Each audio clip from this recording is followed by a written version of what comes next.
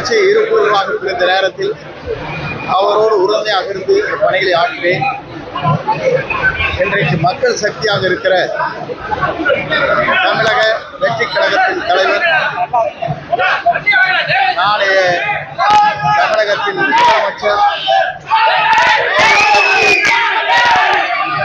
மக்கள் சக்தி என்ற சக்தியின் மூலமாக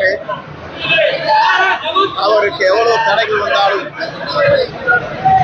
மக்கள் என்ற சக்தியின் மூலமாக 2026 அவர் தமிழ்நாட்டுடைய முதலமைச்சராக ஆகுவதை மக்களே முழு மனதோடு ஏற்றுக்கொண்டு மக்கள் சக்தியாக பிரதிபலித்து அவர் முதலமைச்சராக அரியணையிலே அமர்வார்கள்.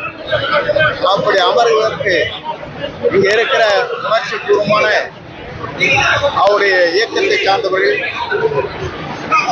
மற்றும் எல்லோரும் உறுதுணையாக இருந்தவர்கள் ஏறத்தாழ 4 மணி நேரம் இங்கே காத்திருந்து ஒரு சாதாரண தொண்டனாக இருக்கிற என்னை வரவேற்பதற்கு எவ்வளவு பேர் வந்திருக்கிறார்கள் சொன்னால் அதற்கு எவ்வளவு கோடி நன்றி சொன்னாலும் வீடில்லை என்பதை நான் இந்த நேரத்தில் தெரிவித்துக் கொள்கிறேன்.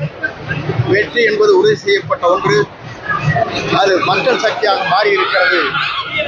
ஆகவே இந்த மக்கள் சக்தியின் மூலமாக தமிழகத்தில் ஒரு மாற்றத்தை, புதிய சமுதாயத்தை உருவாக்குவதற்கு, ஒரு நேர்மையான ஆட்சியை தமிழகத்தில் உருவாக்குவதற்கு, புனிதமான ஆட்சியை தமிழகத்தில் உருவாக்குவதற்கு புறப்பட்டிருக்கிறார்.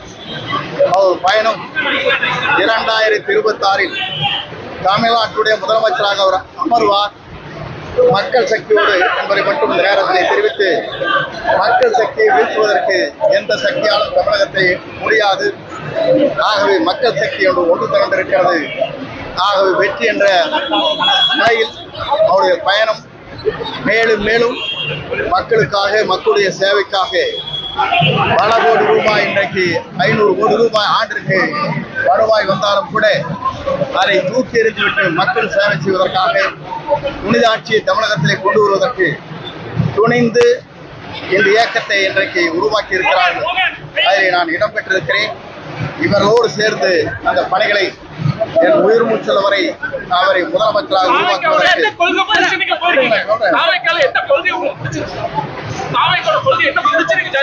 புதிதாக இதைத்தான் அன்றைக்கு கேட்டார்கள். புரட்சித் தலைவர் ஆட்சி துவங்குகிற போது அண்ணாயிசம் என்றால் என்ன என்று பத்திரிகையாளர் கேட்டார்கள். அப்போது அண்ணாயிசம் என்றால் உலகார வீடு, கிடையாத உடை, ஆராசுவர் என்று சொன்னார். இன்றைக்கு சொல்லி இருக்கிறார், எல்லோருக்கும் வீடு வேண்டும், பொருளாதாரத்தில் உயர்த்தப்பட வேண்டும், எல்லோரும்